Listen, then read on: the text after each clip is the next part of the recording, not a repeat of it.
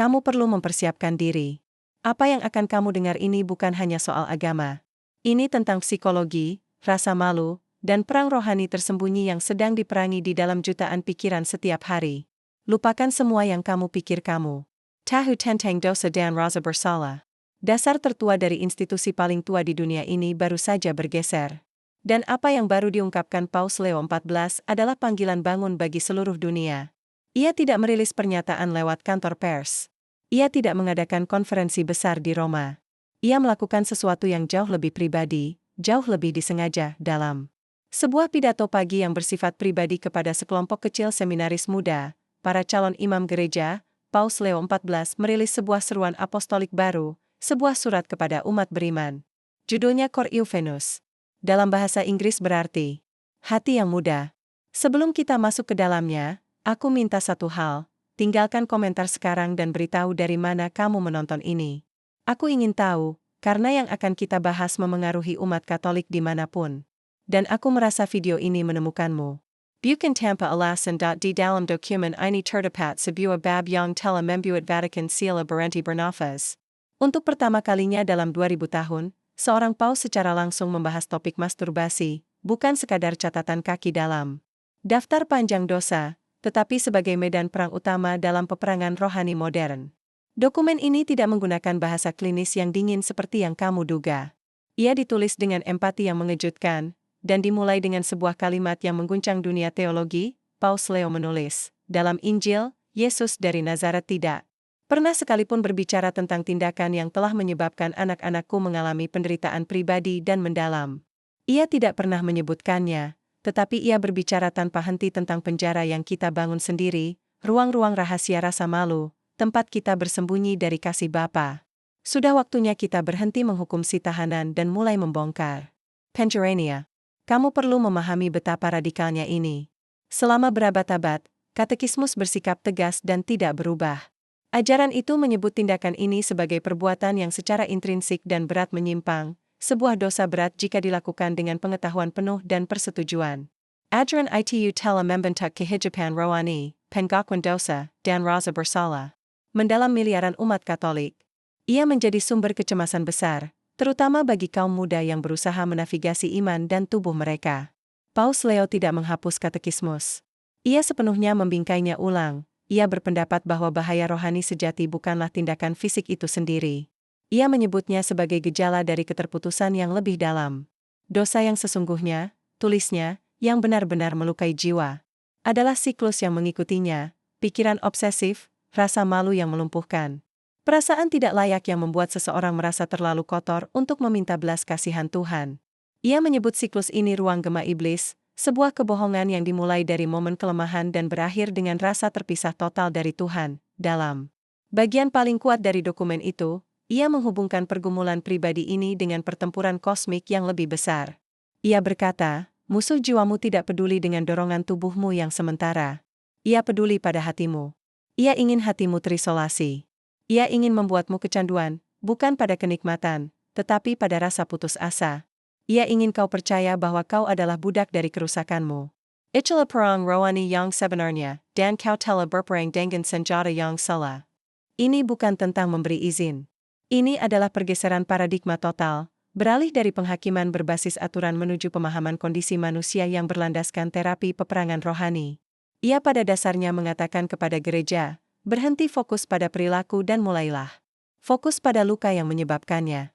Berhenti mempermalukan prajurit karena jatuh ke lumpur dan mulailah mengajarinya bagaimana bangkit, membersihkan luka, dan kembali bertempur. Ia mengatakan bahwa obsesi terhadap tindakan itu telah menjadi pengalihan strategis oleh kekuatan kegelapan, yang membuat gereja menjadi alat rasa malu alih-alih rumah sakit bagi jiwa.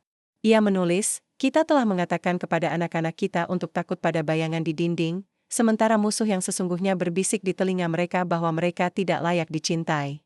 Ini jauh melampaui satu isu tunggal. Ini adalah tantangan langsung terhadap bentuk legalisme religius tertentu yang telah mendefinisikan Katolik selama berabad-abad. Ia menyarankan bahwa setiap ajaran, tak peduli seberapa tua, yang menimbulkan keputusasaan dan isolasi alih-alih harapan dan persekutuan, telah dipelintir menjadi senjata melawan umat beriman. Kepada para calon imam yang duduk di ruangan itu, Ia mengatakan bahwa tugas mereka di ruang pengakuan dosa bukanlah menjadi hakim yang menghitung dan mengutuk dosa, tetapi menjadi petugas medis rohani yang mengidentifikasi luka terdalam. Ia menginstruksikan mereka, ketika seorang pria mengaku bergumul dengan hal ini, jangan tanya berapa kali. Tanyakan di mana letaknya luka itu. Tanyakan kebohongan apa yang sedang ia percayai tentang dirinya sendiri pada saat itu. Disitulah penyembuhan dimulai. Bayangkan dampaknya bagi seorang Katolik muda, mungkin berusia 16 tahun, yang seumur hidup diberitahu bahwa pergumulan ini membuatnya kotor, menempatkannya di luar rahmat Tuhan, dan merupakan tiket satu arah ke neraka jika tidak berhenti. Ia hidup dalam kesemasan, kegagalan, dan sembunyi-sembunyi. Takut pergi ke pengakuan dosa. Merasa munafik saat misa.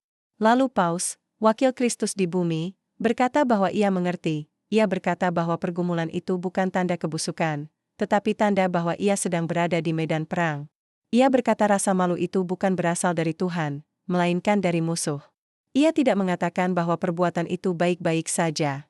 Ia mengatakan bahwa ia tidak tersesat, bahwa perjuangan itu sendiri adalah tanda kerinduan jiwa pada Tuhan, dan kemenangan sejati bukanlah kemurnian sempurna, tetapi menolak untuk percaya kebohongan bahwa ia tidak layak dicintai. Ini adalah kunci yang diberikan kepada jutaan orang yang merasa terkunci di penjara rohani. Ini bukan izin untuk berdosa, tetapi untuk menjadi manusia, manusia yang berjuang, yang jatuh, dan yang membutuhkan belas kasihan seorang bapa, bukan palu hakim. Ini mendefinisikan ulang rahmat. Rahmat bukan lagi sesuatu yang didapat setelah bersih, tetapi kekuatan yang membantumu berjuang saat kamu masih kotor. Simbolismenya jelas. Ini tidak disampaikan dari balkon megah yang menghadap lapangan Santo Petrus. Ini dibagikan di ruangan kecil yang tenang kepada para pemuda yang akan mewarisi gereja. Paus Leo sedang menanam benih bagi generasi kepemimpinan rohani berikutnya. Ia berkata cara lama mempermalukan sudah berakhir.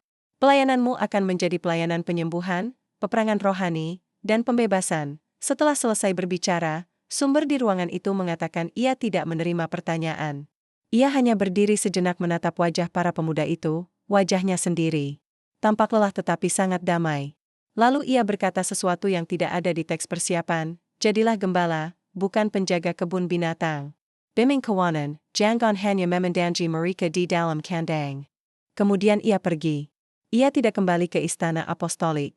Saksi mata melihatnya berjalan melintasi halaman Vatikan menuju kapal kecil sederhana Santa Marta, tempat yang dikenal akan ketenangan dan kerendahan hati, tempat para pekerja Vatikan mencari kedamaian sejenak. Ia masuk, duduk di bangku kayu sederhana di bagian paling belakang, dan tinggal di sana sendirian selama lebih dari 1 jam, bukan sebagai seorang raja, tetapi sebagai seorang pria yang berdoa. Pesan visual ini sama kuatnya dengan kata-katanya. Ajaran baru ini tidak lahir dari kesombongan revolusioner, tetapi dari doa kontemplatif yang dalam. Dampaknya langsung dan mengguncang. Seperti gempa bumi senyap di Roma. Reaksinya terbelah tajam. Para kardinal dan uskup tradisionalis berada dalam keadaan terkejut dan marah. Ada laporan pertemuan darurat diadakan di apartemen pribadi di seluruh kota. Sebuah email bocor dari Kardinal Gerd Müller, mantan kepala kantor doktrin gereja, beredar di blog konservatif. Dalam email itu, ia menyebut surat Paus sebagai kegagalan, klaritas yang katastrofik dan menyerah pada budaya psikoterapi dunia. Ia menyudah Paus Leo menggantikan kebenaran moral objektif dengan emosionalisme subjektif. Seorang uskup senior Italia terdengar oleh seorang jurnalis berkata, ia telah membuka kotak Pandora. Bagaimana kau memberitahu orang bahwa sebuah tindakan itu menyimpang, tetapi mereka tidak boleh merasa malu karenanya? Ini omong kosong. Ia mencoba menciptakan Katolik tanpa konsekuensi. Kritiknya adalah bahwa Paus Leo mengorbankan hukum ilahi demi membuat orang merasa lebih baik. Mereka melihatnya sebagai pengkhianatan, pelunakan berbahaya demi menyenangkan dunia sekuler yang telah kehilangan rasa dosa. Mereka bertanya, apa berikutnya? Jika ajaran ini bisa dibingkai ulang, bagaimana dengan perkawinan? Bagaimana dengan Ekaristi? Mereka melihat ini sebagai domino pertama yang dapat meruntuhkan 2000 tahun teologi moral. Tetapi di sisi lain, teolog progresif, biarawati, dan imam yang bekerja di paroki dan garis depan pelayanan menyebut ini sebagai dokumen kepausan terpenting dalam 1 abad. Suster Carol, seorang biarawati Amerika yang menjalankan program pelayanan kaum muda di Chicago, mengunggah video penuh air mata secara online. Ia berkata, Aku telah menghabiskan 30 tahun mendengarkan anak muda mengakui pergumulan ini dengan rasa malu begitu dalam hingga mereka nyaris tidak bisa bicara. Aku telah melihatnya membuat mereka meninggalkan gereja. Hari ini, Paus Leo mengembalikan harapan mereka. Ia mengembalikan Tuhan yang berjuang bersama mereka, bukan melawan mereka. Kita juga mendengar dari para psikolog dan terapis Katolik yang merasa terkonfirmasi. Dr. Brandon Cole, seorang psikiater Katolik di Philadelphia, mengatakan kepada seorang wartawan, inilah momen di mana praktik pastoral gereja akhirnya menyamai. Apa yang kita ketahui tentang pikiran manusia? Raza Malu adalah Columpian. Itu tidak menginspirasi kebajikan. Itu memicu keterpaksaan. Dengan membingkai ulang hal ini sebagai pertempuran melawan keputusan, Paus telah memberikan kepada para bapa pengakuan dan pembimbing rohani sebuah alat penyelamat jiwa. Dan umat awam, para Katolik biasa di bangku gereja, sedang terguncang. Internet menjadi lautan api. Forum Katolik di Reddit, grup Facebook, dan Twitter dipenuhi ribuan kesaksian emosional yang mentah. Ada komentar dari pria seperti David, 48 tahun, dari Texas yang menulis, saya adalah seorang yang mengikuti misa harian. Selama 35 tahun saya bolak-balik ke ruang pengakuan dosa untuk dosa yang sama ini. Setiap kali keluar, saya merasa seperti pekandang. Setelah membaca surat Paus hari ini, untuk pertama kalinya, saya tidak merasa seperti pecundang. Saya merasa seperti seorang prajurit di medan perang, dan jenderal baru saja mengatakan bahwa ia mendukung saya. Saya menangis. Namun, kamu juga melihat kebingungan dan kemarahan.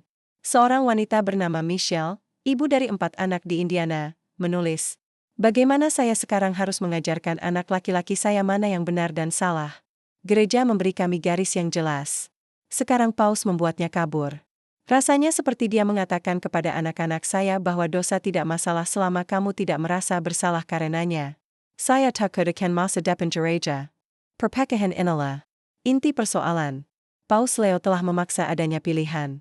Ia menggambar garis di pasir, bukan antara kiri dan kanan, tetapi antara dua cara pandang Tuhan yang secara mendasar berbeda. Apakah Tuhan terutama adalah seorang pemberi hukum dan hakim yang hukum-hukumnya harus diikuti demi ketertiban? Atau apakah Tuhan terutama adalah seorang tabib dan ayah yang hukum-hukumnya adalah alat diagnostik untuk menunjukkan di mana kita sakit dan membutuhkan kasih penyembuhannya? Jadi, apa artinya ini bagimu? Baik kamu Katolik maupun bukan, ini jauh lebih besar daripada satu gereja dan satu doktrin.